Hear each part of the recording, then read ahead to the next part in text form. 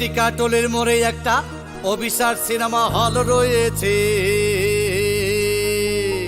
হলে নাকি আর কন্ডিশন রয়েছে।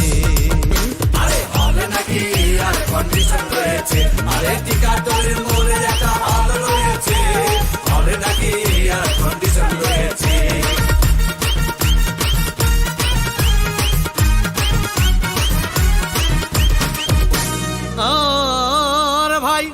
একদিন গেলাম সিনেমা দেখতে, আর রিক্সা থেকে নেমে দেখে হলে একটি সুন্দরী মেয়ে দাঁড়িয়ে আছে।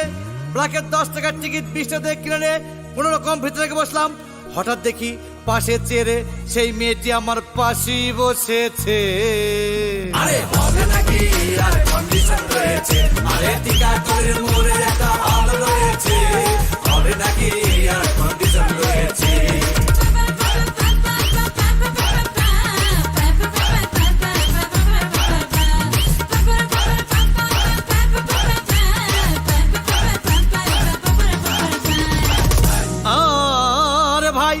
সিনেমা আরম্ভ হয়ে গেল।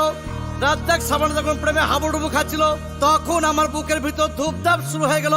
হাই, আমি যদি প্রেম করতে পারতাম। তখন দেখি পাশে সিটে বসা সেই মেয়েটি আমাকে চিমটি মেরেছে।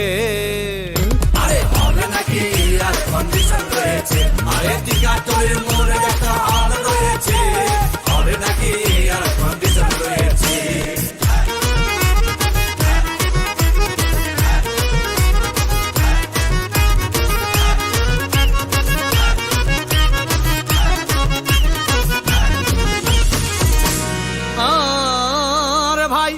সিনেমা অ্যাকশন তখন চরম। রাজ্জাক ভিলেন তখন ধূপধাম মারপিট। আবার সাবানা এসে রাজ্জাককে বলল, আমি তোমাকে ছাড়া বাঁচবো না, তুমি আমার জান। তখন পাশে সিটে বসা সেই মেয়েটি আমাকে ধাক্কা মেরেছে। আরে হবে নাকি আর কন্ডিশন রয়েছে। আরে টিকাটলের মোড়ে একটা হল রয়েছে। হবে নাকি আর কন্ডিশন রয়েছে।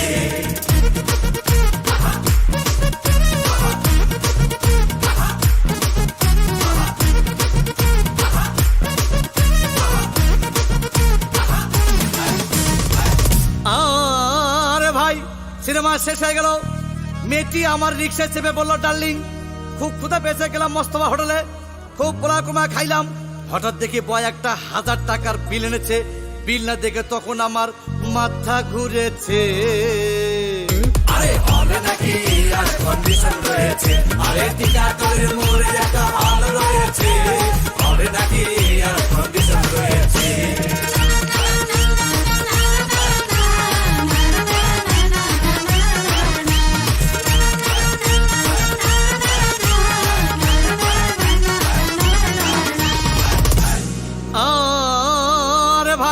খাওয়া দাওয়া শেষ। মেয়েটি মিষ্টি হেসে বলল, ডার্লিং আজকের মতো চলে যাই বলে চলে গেল।